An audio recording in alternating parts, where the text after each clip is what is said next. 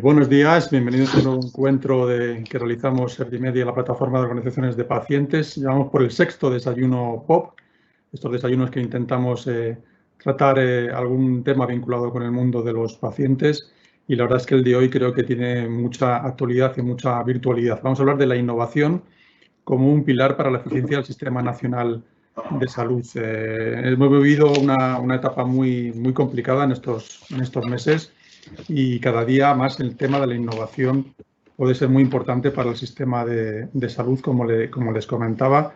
No solo la innovación en los procesos o en la terapia, sino también, por supuesto, en la tecnología. Y para ello es muy importante avanzar, buscar la financiación, organizarse y tratar al final con las personas que son los destinatarios de esa innovación, que son los pacientes. Nos acompaña en este caso María Gálvez. Tengo que disculpar a Karina Escobar porque como paciente pues también hay veces que tenemos algún pequeño problema. No puede estar físicamente hoy con nosotros, pero sí está María Gálvez, que es la directora general de la plataforma de organizaciones de pacientes. Buenos días, María. Dale el micro. Espera, da un momentito, pulsa eso. Ya. Ahora ya. Decía buenos días a todos y muchas gracias por acompañarnos. Bueno, María, da un primer saludo de este nuevo encuentro que tenemos de los desayunos POP.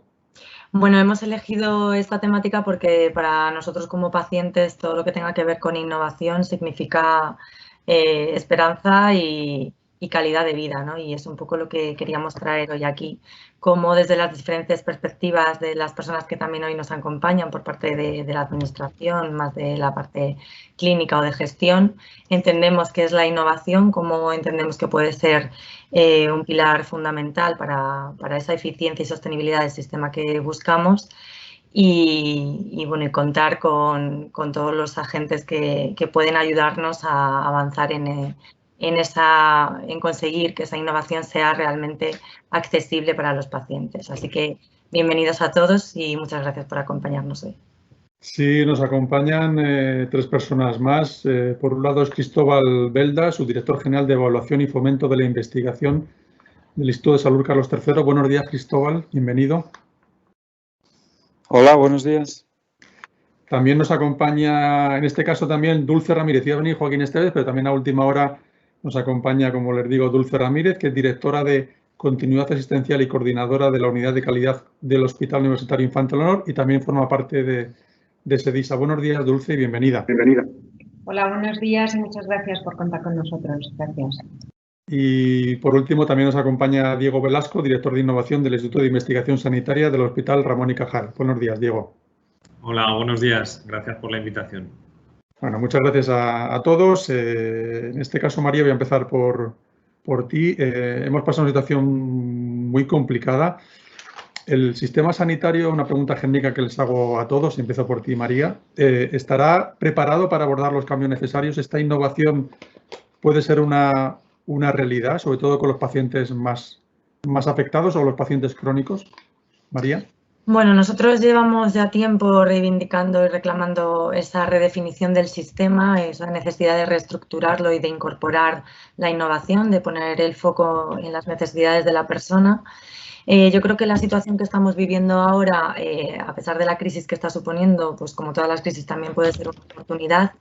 Es verdad que se ha puesto en marcha esa comisión de reestructuración o de reconstrucción en el Congreso y se ha abordado cómo debe ser el modelo sanitario y no se ha contado con los pacientes, a pesar de que hemos intentado estar ahí, con lo cual es verdad que esa situación nos genera dudas de cómo se puede dar o se puede abordar esa necesidad de innovar y de mejorar el sistema sanitario dando la espalda a las personas que tienen que ser los protagonistas, ¿no?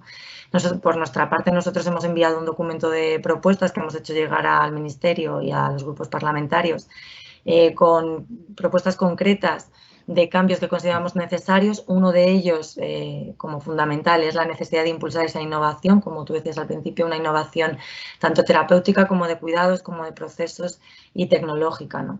Y creemos que sin esa innovación no podremos avanzar en esa necesaria atención a la cronicidad, en ese modelo más reorientado, así lo entendemos nosotros que tiene que ser orientado a la cronicidad para atender realmente las necesidades que tienen las personas, ¿no? Y que podamos pues avanzar en una mejor relación entre profesionales y pacientes, en mejorar la seguridad del paciente, en potenciar estrategias de corresponsabilidad. Y la innovación también es eso, es innovar en esos procesos y en ese acceso también a tecnologías que nos permita tener una mejor atención a los pacientes. Cristóbal, ¿vuestra opinión o tu opinión? Bueno, buenos días. Yo creo que realmente, y estoy completamente de acuerdo con lo que se ha dicho antes, realmente lo que ha ocurrido es que se han acelerado una serie de procesos que ya estaban en marcha. Y esa serie de procesos que ya estaban en marcha, los que realmente el sistema tenía que ser capaz no solamente de innovar en procesos, que esto es algo muy de management y probablemente en muchas ocasiones de micromanagement, y está muy vinculado también a la capacidad de las personas, porque el sistema al final está hecho por personas que son capaces o no de poner en marcha una serie de actividades operativas que resuelven los problemas de la gente. Esto es un aspecto. También, por otro lado, yo creo que nos ha revelado la necesidad de ser capaces de transformar ciencia e innovación en realidad, en cosas tangibles. Piense que llevamos muchos años en los cuales hablamos mucho de innovación, emprendimiento y de todo este tipo de cosas que luego, cuando intentamos identificar en cosas concretas, en cosas específicas que se puedan tocar o que hayan cambiado la vida de las personas, es muy difícil encontrar esto. Por tanto, yo creo que esto lo que nos ha permitido es empezar a cambiar de las diapositivas y de los planes estratégicos, que está muy bien y que es fantástico, a acciones tremendamente concretas. Y por ejemplo, dime alguna acción concreta, Cristóbal. Pues mira, una acción muy concreta es algo que veníamos arrastrando desde hace tiempo dentro del Instituto de Salud Carlos III, y era que nos habíamos dedicado en los últimos años a hablar de investigación responsable. Todo el mundo habla de RRI. Incluso hay cursos en los cuales la gente hace diapositivas de RRI y todo. Yo, disculpe que haga referencias a las diapositivas, pero es que conocemos charleros profesionales que hablan mucho de una serie de cosas, pero luego la realidad tangible es ninguna. En el instituto, una vez que incorporamos la investigación responsable, el planteamiento, y que nos hicimos fue ¿cómo vamos a hacer ciencia aplicada a los pacientes si no están los pacientes en la toma de decisiones a la hora de decidir qué proyectos científicos se financian y qué proyectos científicos no se financian? Y el primer planteamiento que hicimos fue, oye, incorporamos dentro de la evaluación de la acción estratégica en salud. El problema es que la primera incorporación ha estado vinculada directamente y ha ocurrido justo durante el COVID. ¿Qué es lo que hemos hecho? Pues nos llamamos y dijimos, bueno, esto va a ser complicado durante el COVID. ¿Dónde lo hemos trasladado? A la segunda gran convocatoria que saldrá en las próximas horas, espero, que es la convocatoria de investigación clínica independiente, donde los pacientes y concretamente personas que están vinculadas a esta asociación de pacientes y a otras, lo que van a hacer es puntuar proyectos y van a formar parte del equipo que va a tomar decisiones sobre dónde se invierte el dinero público dentro de la investigación clínica independiente. Eso son cosas concretas y realmente el proceso, que puede ser algo como muy rompedor, realmente si lo analizamos nos vamos a dar cuenta que es algo realmente ridículo. Es que lo que era raro era que los pacientes en los últimos años no formaran parte de la toma de decisiones de la investigación en la cual ellos tenían que tomar parte no solamente del desarrollo, sino del resultado. Por tanto, ¿cómo vamos a analizar el impacto de las cosas si no contamos directamente con las personas y forman parte de forma colaborativa en la toma de decisiones sobre algo que es que su objeto central es ayudar a las personas que en un momento determinado lo puedan necesitar, y esto seguro que estoy descubriendo algo desconocido, seguramente seremos todos nosotros. Es cuestión de tiempo. Esto es cuestión de tiempo. O sea, Desde luego. por tanto, ese es el planteamiento y, por ejemplo, ese es un ejemplo muy concreto. Muy bien, seguimos. Dulce, una primera opinión tuya.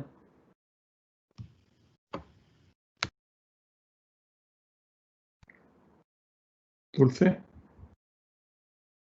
Sí, quería decir que Sí, estoy totalmente de acuerdo por lo planteado tanto por María como por Cristóbal. En un principio, si algo nos ha puesto de manifiesto esta crisis de COVID es que tenemos un buen sistema sanitario, pero no lo teníamos preparado para un impacto de este tipo y para una transformación como la que se estaba planteando, o al menos íbamos lentos en esa transformación.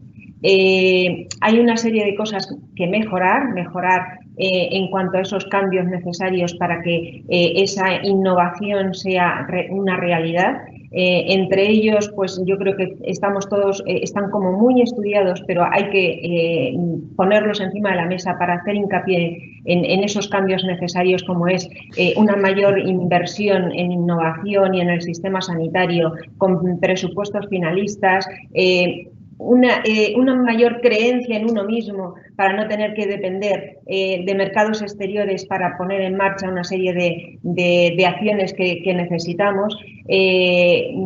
Bueno, y la integración entre los sistemas sanitarios, no solamente de las distintas comunidades, sino la integración también entre el sistema social y sanitario. Creo que esto se ha puesto de manifiesto que es una necesidad patente y que hay que mejorarlo. Hablar de innovación y de cronicidad yo creo que van prácticamente unidos y que es necesario innovar en la cronicidad. Ya se estaban pilotando una serie de acciones, una serie de medidas donde se intentaba poner al paciente crónico en el centro, pero como bien ha dicho Cristóbal y como bien ha manifestado María, sin tener en cuenta su opinión. Y en esa innovación yo creo que lo principal es cómo argumentamos, cómo diseñamos procedimientos para que esa toma de decisión de los pacientes sea tenida en cuenta y realmente sirva en la toma de decisiones en innovación. Yo creo que proyectos y experiencias como agencias de evaluación del NICE, por ejemplo, que ya tienen en cuenta la opinión del paciente en la toma de decisiones, son necesarias. Y no solamente en la toma de decisiones de los pacientes en los comités éticos en investigación, hacerlo exactamente lo mismo en todas las medidas de innovación que se vayan a instaurar. Y para eso es muy importante, como decía Cristóbal, tener claro qué medidas son las que se tienen que instaurar desde el punto de vista de análisis de los resultados en salud, pero también de las necesidades que el propio paciente manifiesta que tiene. Y yo creo que por ahí va la cosa. Y esa innovación tiene que ser una innovación transversal. ¿Eso qué quiere decir? Pues quiere decir que tiene que haber también una innovación humana en las estructuras. No solamente es una innovación en tecnología que va destinada sobre todo a los procesos terapéuticos y diagnósticos o una innovación en procesos, sino también una innovación humana poniendo experiencias en la estructura, en la organización asistencial que incorpore al paciente. Una experiencia, por ejemplo, en este sentido es la que se ha desarrollado en el Hospital Clínico San Carlos, como es el área de personalización de la asistencia y RSC, que va en este sentido, es decir, todos los proyectos de innovación que se vayan a instaurar tienen presente la opinión del paciente. Y creo que por ahí va un poco el tema. Muy bien, has planteado un montón de temas, Dulce, que luego podemos ir analizando un poco más con más detalle. Ya por último, una opinión primera de Diego. Hola, buenos días. Pues bueno, yo añadir, ¿no? Porque estoy, la verdad, que muy de acuerdo y alineado. Yo creo que si algo tiene la innovación y todos los agentes que estamos aquí hoy, es que, bueno, atrae a equipos multidisciplinares que desde distintos puntos de vista tratamos de, pues eso, generar valor para el paciente, ¿no? A partir de todo el conocimiento que tiene el Sistema Nacional de Salud y sobre todo el de sus profesionales sanitarios, ¿no? Yo, bueno, volviendo un poco a la pregunta que hacía José Manuel, creo que el sistema está preparado para innovar, sí, en cuanto a sus personas, ¿no? Hemos visto que en cuestión de meses hemos tenido que transformar por completo organizativamente hospitales, los equipos humanos, Por lo tanto, infraestructura y también, pues eso, coordinación, todo lo que es mejora asistencial, ¿no? Innovación organizativa asistencial se ha hecho y en un tiempo récord, ¿no? Esto nos hemos visto empujados, ¿no? Como en muchas ocasiones a la hora de innovar, si te ves empujado por una crisis, pues haces muchas más cosas. Y como bien decía Cristóbal antes, ¿no? Lo que ha hecho es acelerar cosas que estaban ahí y no terminaban de arrancar, ¿no? Todos los proyectos que tienen que ver con digitalización, pues hemos sido capaces de darle un buen empujón, ¿no? a lo largo de este tiempo. Comentar que, bueno, yo trabajo dentro del Instituto del Ramón y Cajal y pertenecemos a una plataforma que financia también el Carlos III, que es la plataforma ITEMAS, y tratamos de impulsar esto de la innovación de manera coordinada, ¿no? O en red.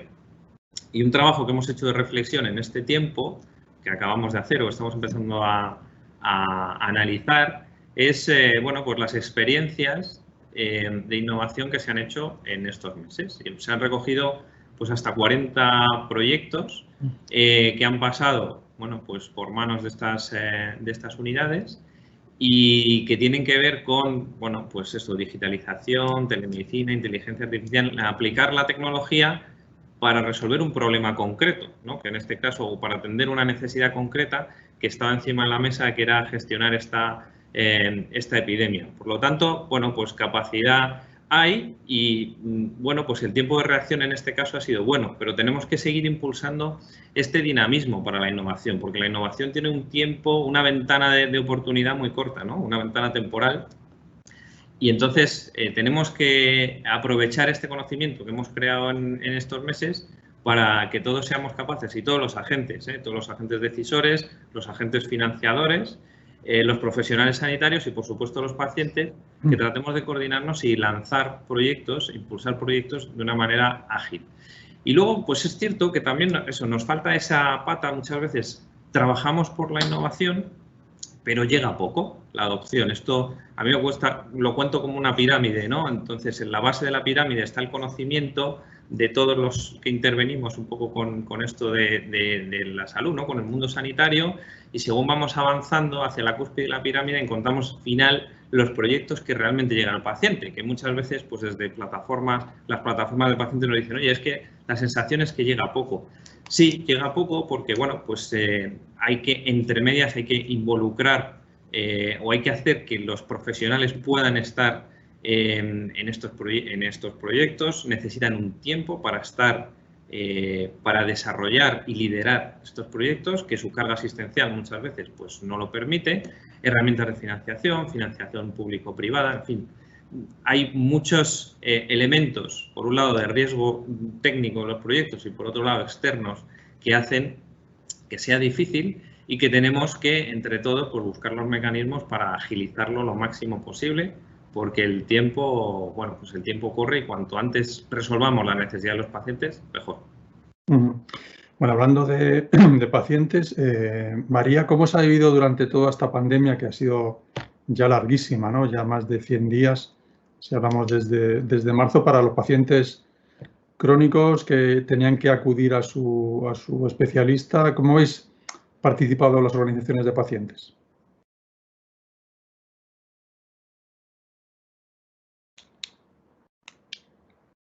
María. Perdón, que se me ha vuelto a pasar. Tranquila, no pasa nada, el directo. Estaba yo hablando. No, que comentaba que ha sido una época muy, muy complicada, que los pacientes han vivido pues con un doble miedo, ¿no? El miedo, como son personas de riesgo, a contagiarse y que las consecuencias pues fueran muy complejas, y el miedo a no poder ser también atendidos, ¿no? En el sistema por esa saturación que se está viviendo. Nosotros desde la plataforma de organizaciones de pacientes hicimos un estudio que presentamos hace apenas una semana, en el que ofrecíamos datos de cómo se había vivido esa parte, o sea, durante el estado de alarma por parte de los pacientes. Tanto analizábamos el ámbito sanitario, de la atención sanitaria, el ámbito laboral y el ámbito emocional, y salían pues datos muy, muy alarmantes, ¿no? Por un lado, 1 de cada 7 pacientes crónicos había sufrido la cancelación de las consultas que tenía programadas. El 80% de las personas que habían participado en el estudio había encontrado dificultades para conseguir la medicación durante el estado de alarma por diferentes motivos, muchos de ellos administrativos. Solo 1 de cada 3 se había podido comunicar con su profesional sanitario de manera telemática, entendiendo telemática, teléfono, correo electrónico. O sea, si hablamos de lo que entendemos más por telemedicina, solo un 2,5%. Y luego ese miedo que os comentaba, ¿no? Que un 22% de los pacientes, a pesar de tener síntomas de su patología, había intentado aguantar todo lo posible, había aguantado, vamos, para no acudir a los centros sanitarios. Entonces, bueno, yo creo que aquí las organizaciones de pacientes hemos tenido un rol muy, muy activo. Yo creo que hemos innovado todo lo posible, todos esos servicios que se ofrecen desde las organizaciones de acompañamiento, de atención psicológica e incluso de rehabilitación. Algunos de ellos se han prestado de manera online sobre todo para acompañar a las familias en estos momentos de incertidumbre y de miedo, ¿no? También han tenido las organizaciones un papel fundamental en acercar la información y adaptarla a las personas de riesgo, que muchas veces se ha ofrecido información a la ciudadanía en general, pero las personas de riesgo necesitaban información específica de su patología, ¿no? Y aquí las organizaciones, en colaboración, por supuesto, con los profesionales, pues han estado muy, muy pendientes y han podido realizar esa labor. Entonces, bueno, ha sido muy complicado y yo creo que aquí las organizaciones, desde luego, han tenido ese papel innovador y de aportar valor. En esta línea, Dulce, ¿cómo ha sido esa relación con el paciente durante la pandemia en los hospitales o en esta línea que estamos hablando de tratar a personas que a lo mejor no tenían la COVID-19, pero que sí necesitaban una ayuda en tratamiento por su situación crónica, ¿no? Yo creo que la situación ha sido complicada porque en principio los hospitales nos hemos tenido que hacer un esfuerzo tremendo de reestructuración y de reorganización.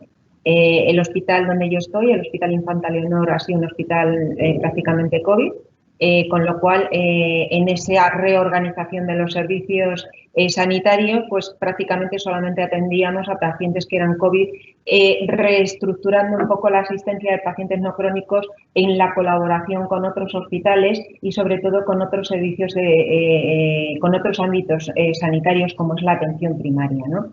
En este sentido, es decir, que el esfuerzo de los profesionales ha sido intenso, pero además muy fructífero. Se ha trabajado, ese compromiso ha hecho que se creen grupos y equipos de profesionales que se dedicaban a pacientes COVID, pero también equipos de profesionales que se dedicaban a pacientes no COVID.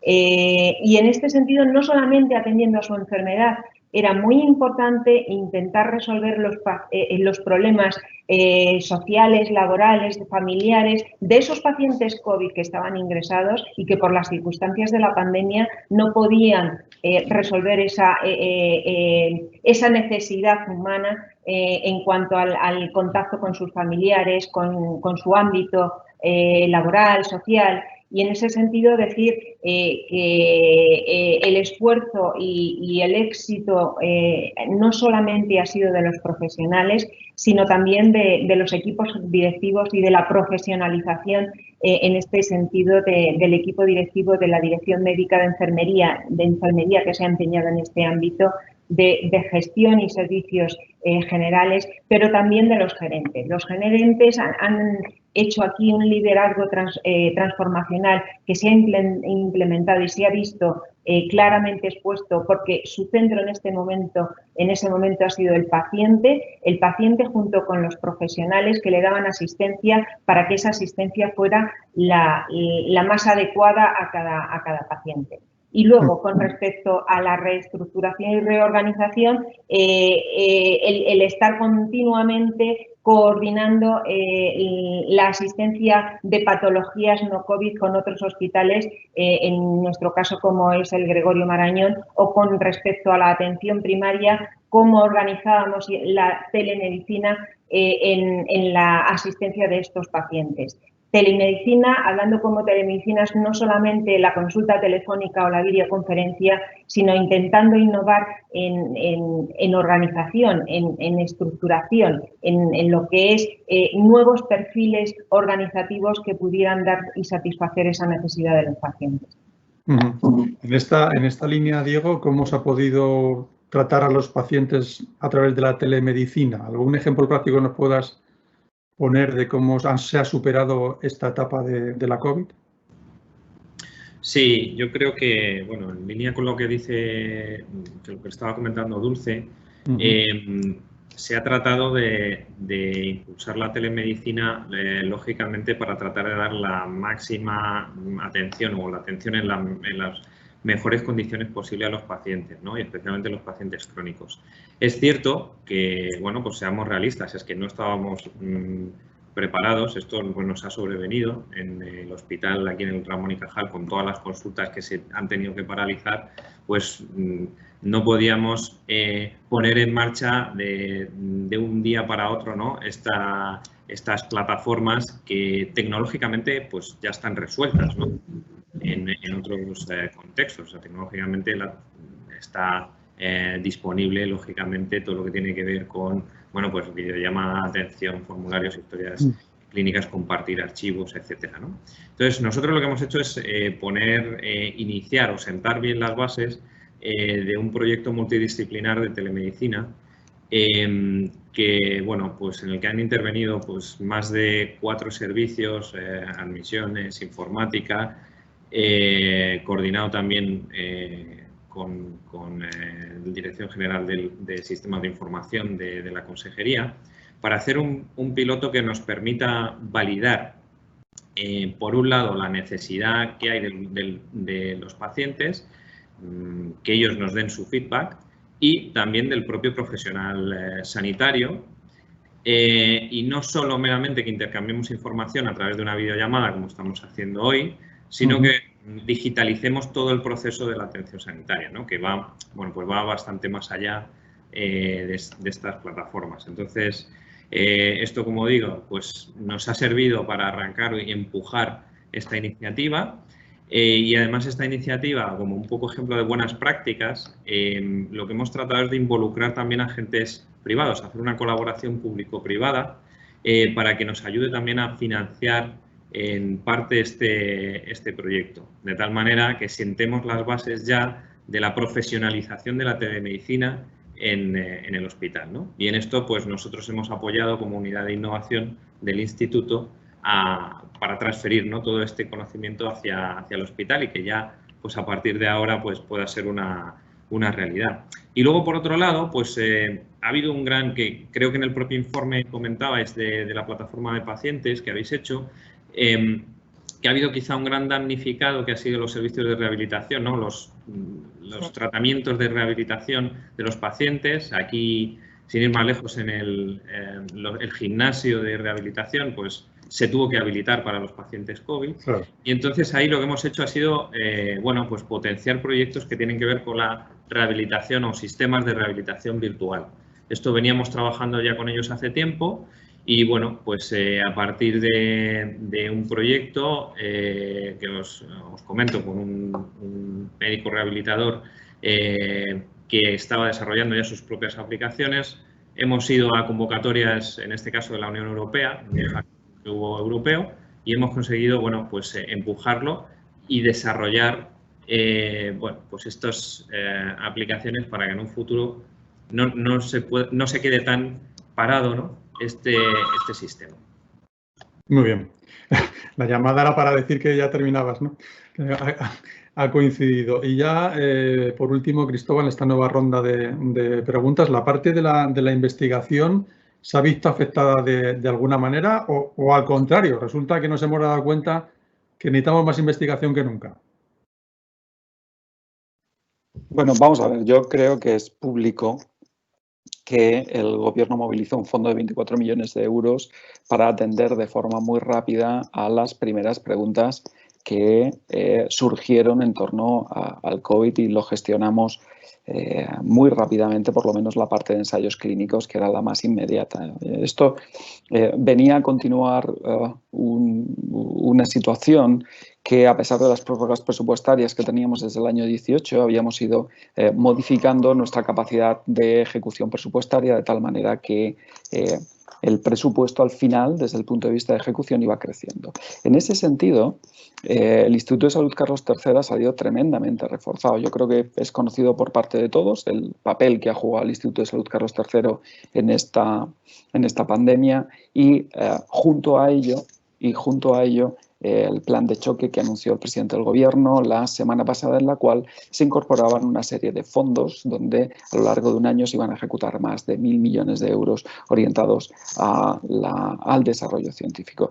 Lo importante de todo esto no es que en un momento determinado, en el último año y medio, 2 años, un gobierno haya apostado y haya tenido razonablemente claro que la ciencia es el futuro de un país y es el futuro de una generación. Esto que es importante en sí mismo, añade otros factores y nos vuelve a revelar una situación, y es que los presupuestos de la ciencia tienen que ser siempre crecientes, porque la riqueza de un país depende única y exclusivamente de la ciencia y del traslado de esa ciencia al sector productivo. Es decir, lo que decíamos antes, las ideas están muy bien, pero las transformamos en riqueza industrial o al final las ideas terminan siendo algo muy bonito, pero que desde nuestro punto de vista no genera puestos de trabajo, no genera riqueza y no genera que seamos capaces de transformar las cosas. Miren, la innovación que hemos tenido ha sido, en los últimos, durante la pandemia, ha sido que todo el hospital se ha puesto a trabajar orientándose a una sola cosa, que era ver los pacientes.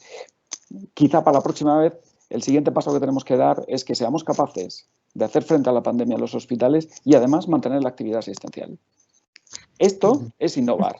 El resto es coger y dedicar todos los recursos, que son muchos, insuficientes en muchos casos, pero es dedicar todos los recursos a un único objeto. Y es fantástico, y era lo que había que hacer. ¿Están los hospitales, están los sistemas autonómicos de salud preparados para combinar las dos cosas? Porque este será el reto al siguiente reto al que nos tenemos que enfrentar. Y por eso yo en esto siempre recuerdo lo mismo, las diapositivas están muy bien y en innovación hemos metido demasiadas diapositivas en los últimos 15 años. Vamos a sacar una convocatoria de plataformas y esto es más dinero para la ciencia, y en esa convocatoria de plataformas nuestro objetivo es transformar la innovación en algo útil, permítanme el uso de la palabra, algo útil, tangible para los pacientes o algo que genere riqueza industrial. Y estos son los dos objetos a los que al final la ciencia realizada dentro del sistema de salud debe ir orientada. Utilidad para los pacientes e industria. Estas son las dos cosas. Y las ideas y las diapos tenemos que pasar de esas ideas y de esas diapos a cosas tangibles y útiles. Has hablado, Cristóbal, y se ha hablado durante la conversación de presupuestos e incluso se ha hablado de la colaboración pública-privada, creo que un par de veces. ¿Cómo se financian estos presupuestos al final? ¿Vía solamente presupuestos del Estado o, como digo, vía colaboración con el mundo privado? Cristóbal, por ejemplo. Vamos a ver, la colaboración público-privada la podemos entender en dos direcciones, o de forma bidireccional o entendida de forma leal. Es decir, una cosa es que cojamos y de forma conjunta con la industria del sector desarrollemos formas de entendernos y desarrollemos cosas útiles. Esto es un camino, y el codesarrollo y pasar de la adquisición de innovación, que es uno de los modelos porcentualmente más extendidos en este país, es decir, compramos innovación que han hecho otros, que está muy bien y es fantástico, y en ciertos casos no hay otra forma de acceder a esa innovación, y nuestra propuesta es cambiar de ese peso enorme que tenemos en la adquisición y en la compra de la innovación que desarrollan otros y que inventan otros y que fabrican otros en otros sitios, al codesarrollo de la innovación. Y si el sector tiene interés en que la colaboración se establezca de forma bidireccional y en el codesarrollo de esa innovación, ahí vamos a estar. Ahora, si toda la innovación se sustenta en que lo que hay que hacer es adquirir la innovación de otros, ahí tenemos un problema. Ahí tenemos un problema porque no cambiamos nada. Lo que tenemos que hacer es ir juntos y codesarrollar juntos y fabricar juntos. Es decir, y que cada cual haga lo que sabe hacer, pero debemos intentar no restringir el acceso a la innovación a la compra de innovación desarrolladas por otros. Y esto yo creo que es muy importante porque es una diferencia sustancial. Es una diferencia sustancial con lo que hacen muchos países de nuestro entorno. Claro. Al final, Diego, estamos hablando de innovación, ahora de presupuestos. pero al final la eficiencia del Sistema Nacional de Salud se puede considerar una responsabilidad de todos, de la administración, de los pacientes, de los investigadores, de los hospitales. ¿Cómo podemos contribuir entre todos para que ser más eficaces en el mundo de la innovación? Bueno, yo creo que lo fundamental es que hagamos equipos o que tengamos en cuenta a todos estos actores en los equipos de innovación. Nosotros somos muy pro innovación abierta, que se llama, y es un poco la línea de lo que estaba diciendo ahora Cristóbal.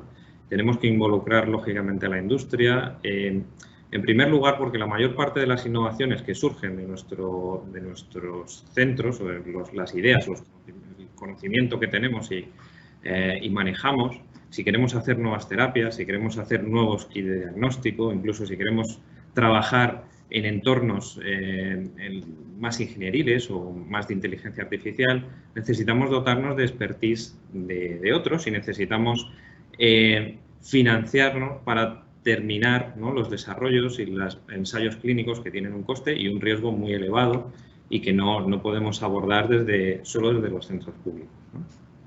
Entonces, tenemos que dar a todo el mundo su papel de actor en este engranaje, ¿no?, que constituye la innovación, y en él, pues también los pacientes tendrán que tener un papel protagonista.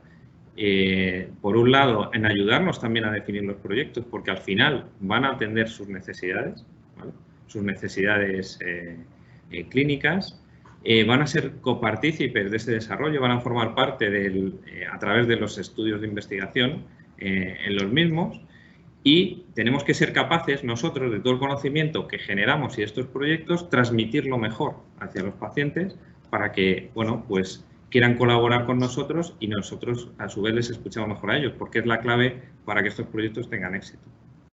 En esta línea que estamos hablando de dulce, de innovación, de renovación, incluso de tecnología, ¿qué tipo de beneficios puede generar al paciente en el sentido de, por ejemplo, la parte del diagnóstico, del seguimiento, de que las consultas sean más ágiles? Esas pequeñas cosas que parecen muy pequeñas, pero que creo que son muy importantes y que sumadas pueden hacer un sistema mucho más ágil, mucho más directo, incluso mucho más personalizado, ¿no? Yo creo que en este sentido la vía va por lo que estábamos diciendo, innovar no solamente en lo que es tecnología sanitaria, sino también en las formas, como decía también Diego, en las formas de organización de la asistencia sanitaria. Y yo creo que el compromiso mutuo es importantísimo en que todo esto pueda ayudar a una sostenibilidad del sistema. Compromiso y coordinación y colaboración. Decíamos que no solamente tiene que ser un compromiso por parte de los profesionales. En este sentido, me gustaría poner el ejemplo del Hospital Infanta Leonor como en ese proceso de mayor álgida en cuanto a la atención de los pacientes COVID, los profesionales fueron capaces de ponerse en la piel del paciente, en la necesidad del paciente, no solamente con la formación de equipos no COVID, sino en el avance tecnológico. Y lo que fue una máscara, lo que nosotros llamamos proyecto CoronaMax, que ha sido seleccionado por la Comunidad de Madrid y se está desarrollando en Latinoamérica, una máscara que en un principio era ante la necesidad de EPIs del profesional sanitario, se llegó a convertir en una necesidad, viendo la necesidad del paciente en un avance tecnológico para mejorar sus condiciones e intentar retrasar la necesidad de un respirador.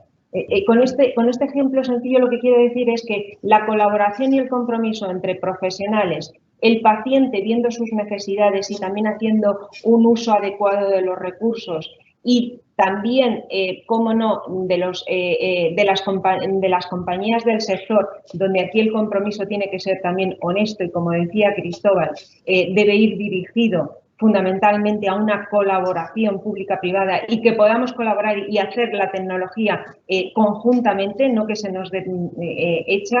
Yo creo que es la esencia fundamental de combinar la necesidad del paciente con el desarrollo tecnológico, siempre evaluando los resultados e innovando en aquello que realmente es eficiente. no tener, como también decía Cristóbal, muchas diapositivas y sin conocer los resultados de lo que estamos poniendo en marcha. Y conociendo esos resultados es donde podremos invertir realmente en lo necesario, en lo eficiente y en lo que da resultado. María, muchas veces hablamos de los ensayos clínicos. Yo creo que esto cada vez va evolucionando más y lo hemos visto precisamente con la COVID.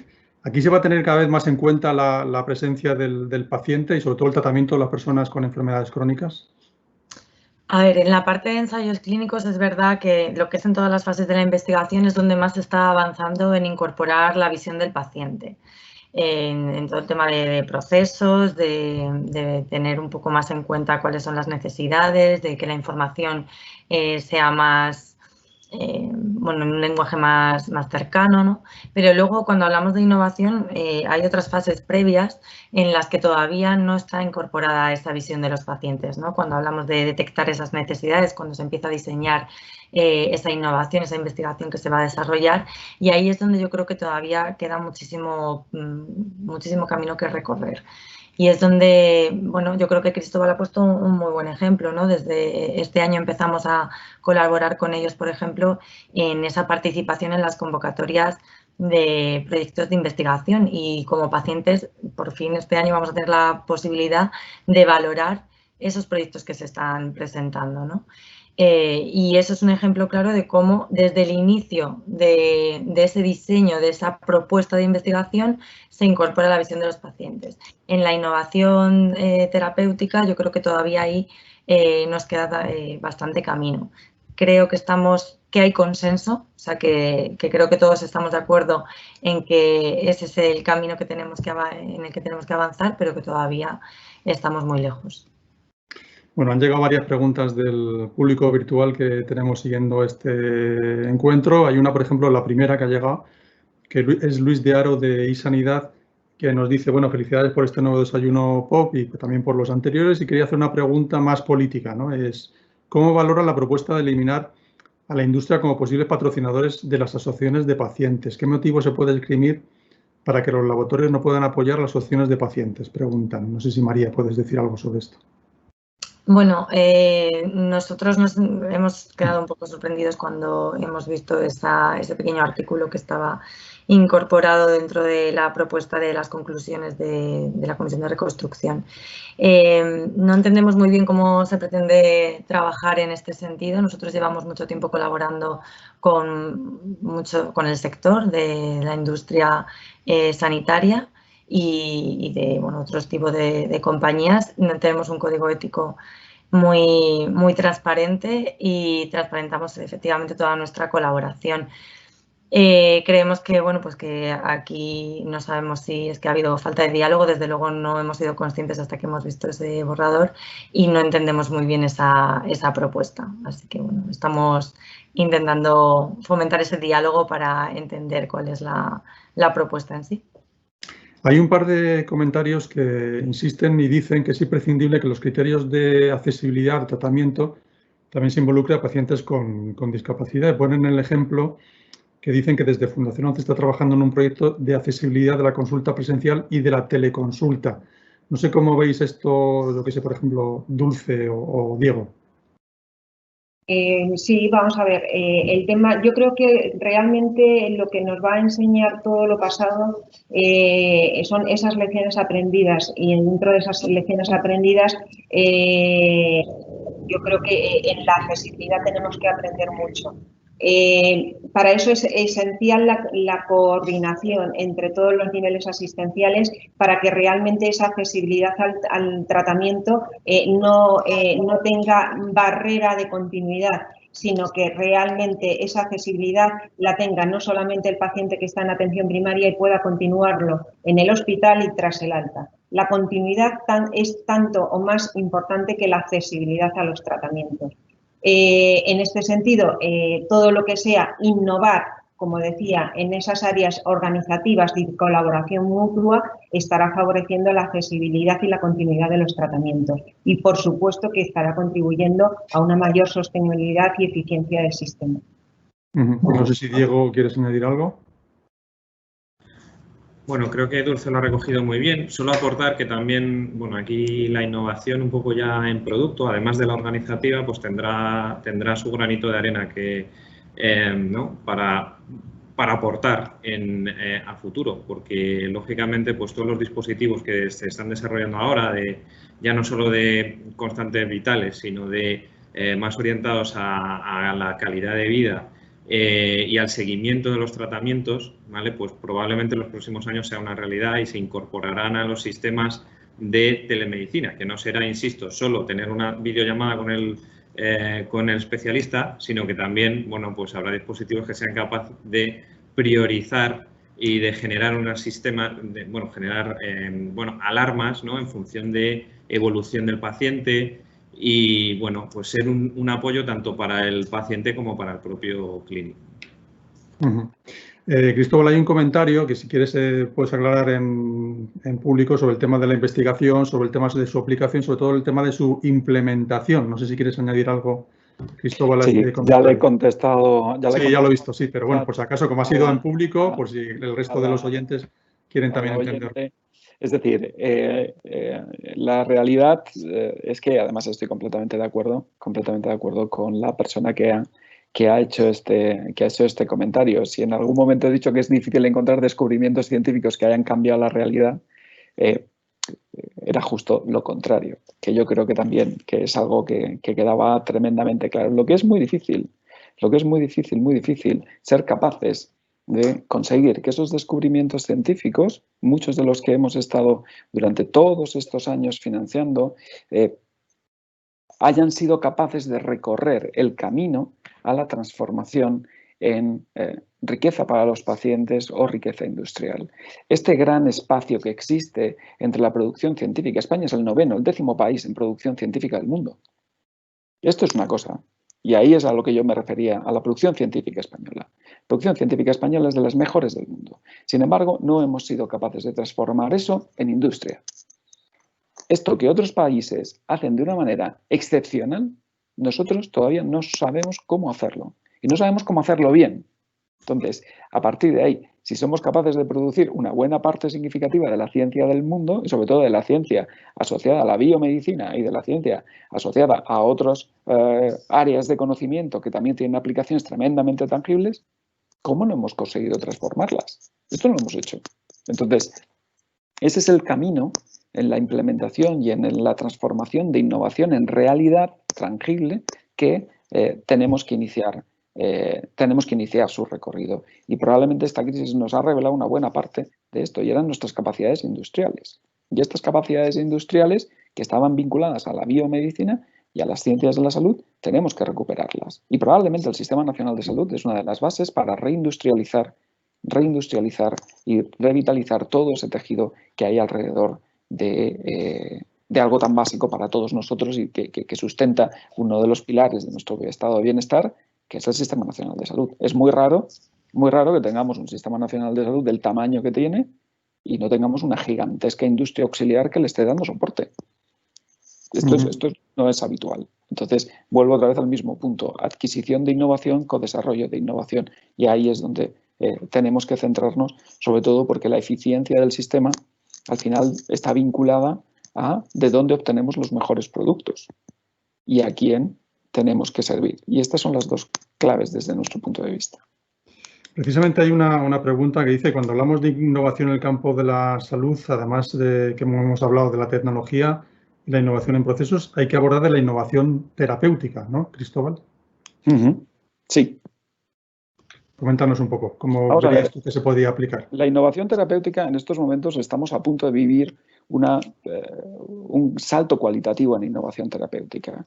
Por un lado, la personalización y la medicina de precisión va a transformar una enorme cantidad de enfermedades que eran consideradas como enfermedades, permítanme la expresión, de alta prevalencia, las va a transformar en un montón de pequeños grupúsculos de enfermedades. Es decir, la medicina de precisión va a generar una multitud de enfermedades raras, que cada cual va a tener un tratamiento muy específico.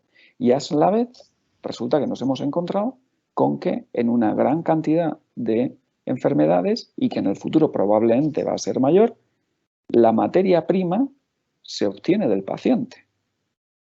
Esto es una cosa que cambia por completo los paradigmas de materia prima y fabricación, por un lado, y de identificación de enfermedades altamente prevalentes. Permítame, soy oncólogo, en el cáncer de pulmón. La enorme cantidad de subgrupos de pacientes que tienen mutaciones específicas y que hacen subgrupo del subgrupo del subgrupo para el cual va a haber un tratamiento específico, hace que una enfermedad que puede tener una incidencia superior a los 50 casos por 100.000 habitantes año se transforme en un montón de pequeñas enfermedades que conceptualmente serían enfermedades raras. Y por otro lado, si además tenemos y desarrollamos terapias celulares que son capaces de ayudar a los pacientes, tanto en medicina regenerativa como en tumores, donde la primera materia procede de los pacientes. Por lo tanto, la innovación terapéutica a lo que nos va a llevar es a innovar en otras cosas completamente distintas. Es decir, ¿están los hospitales preparados para incorporar todo este tipo de tecnologías en los cuales la primera materia no es un producto químico que tienes que sacar de una mina en medio de la selva negra? Entonces, yo creo que esto, y permítanme que haya pasado tan sumamente por encima de esto, pero es que estos son 3, 4 años, no es mucho más. Y tenemos que prepararnos para ser capaces de hacer frente a esto y sobrevivir a la toxicidad financiera, que es una de las nuevas toxicidades en tratamientos con costes de 300.000 euros al año. Y esto hay que pensarlo. María, ¿vosotros qué opináis sobre esto?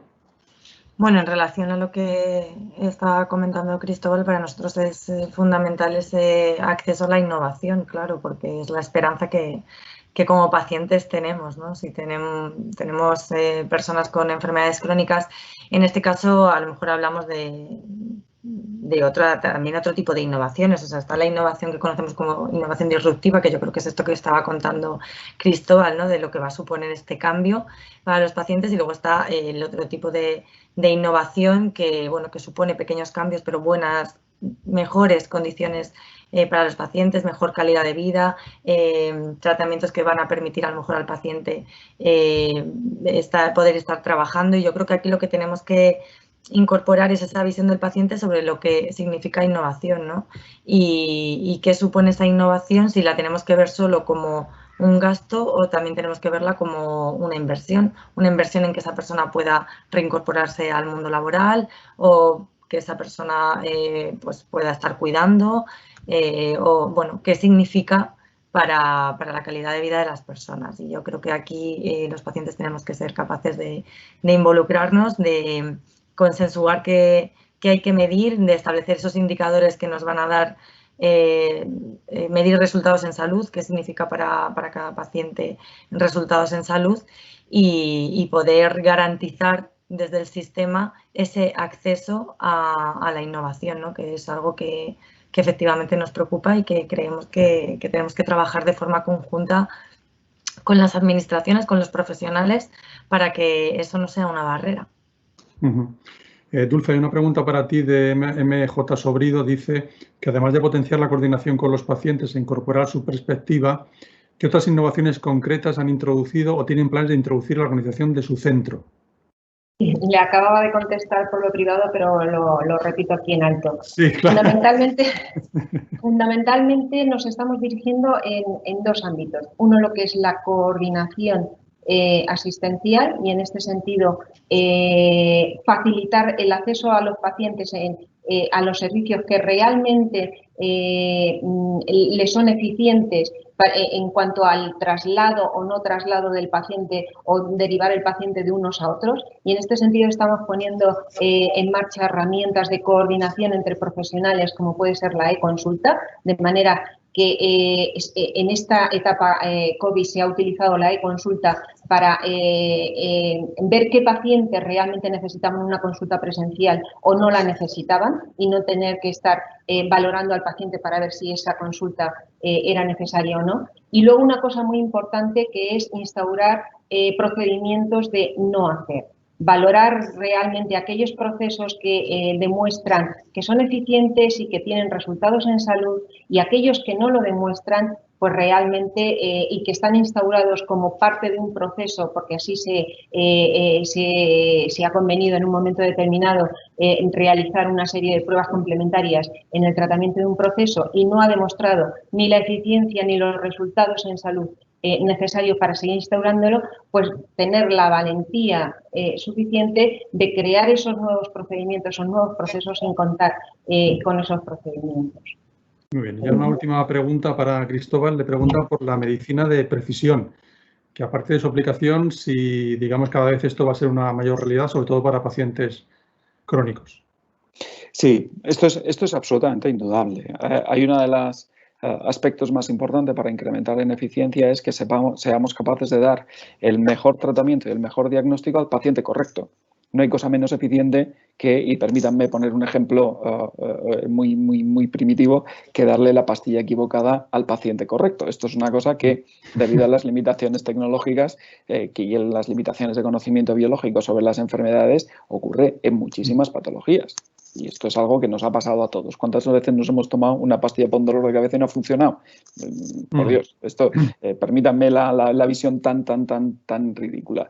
La medicina de precisión, que no es solamente el diagnóstico de alta precisión, sino probablemente es ir adquiriendo conocimiento muy profundo de muchas personas a las cuales tenemos que seguir a lo largo de muchas décadas. Es decir, la medicina de precisión es una estrategia que empieza probablemente con una observación sobre lo que ocurre a las personas, sobre su carga genética, e ir acompañándoles a lo largo de 20, 30 o 40 años y que nos permita desplegarla de forma completa, tal y como nosotros la vemos dentro de mucho tiempo, pero que hay que empezar, y hay que empezar ahora, porque si no, al final terminaremos perdiendo el tiempo y no empezaremos hasta dentro de 10 años cuando los demás han empezado en estos momentos, ¿no?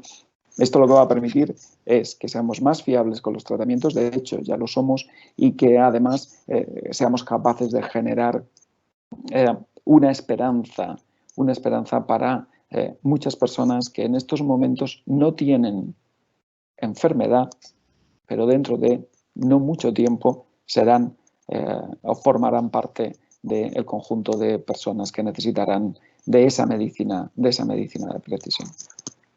No sé, Diego, ¿quieres añadir algo a esto, la medicina de precisión? Bueno, quizá dar un ejemplo concreto. Nosotros aquí, uno de los proyectos de innovación que llevamos pues años trabajando, que nace como un proyecto de investigación, va precisamente ligado a medicina de precisión, medicina personalizada en el ámbito de la esclerosis múltiple. Con esto hemos conseguido desarrollar una serie de biomarcadores para pues afinar en la estrategia terapéutica para cada tipo de paciente. Y esto pues es el fruto de muchos años, efectivamente, de conocer bien las enfermedades, las bases de la enfermedad, en este caso los perfiles inmunológicos de los pacientes, y a partir de aquí diseñar, ¿no?, la terapia apropiada para cada uno. Y esto ya es una realidad. Ahora, pues se ha creado una unidad en el hospital multidisciplinar entre el servicio de inmunología y el servicio de neurología, para que todos los pacientes se puedan beneficiar de esta terapia ya personalizada, ¿no? Bueno, pues hemos llegado a las 12, hemos cumplido la hora que teníamos previsto. Muchísimas gracias a los cuatro y, María, nos veremos en un nuevo encuentro. Tú despides el encuentro. Bueno, muchas gracias. Hay que recordar que hemos tenido el patrocinio de Bayer. Muchas gracias a todos por participar, por dar vuestra visión. Yo creo que ha quedado claro esa necesidad de ir incorporando, desde luego, que el sistema se reestructure en base a esa innovación, buscando o como aliada de la eficiencia y la sostenibilidad que todos deseamos, y sobre todo incorporando también esa visión de los pacientes en todos los ámbitos de la innovación, ¿no? Así que, bueno, gracias a todos por participar y nos vemos en un nuevo desayuno. Venga, hasta luego. Gracias. Hasta luego, gracias. Hasta luego, muchas gracias.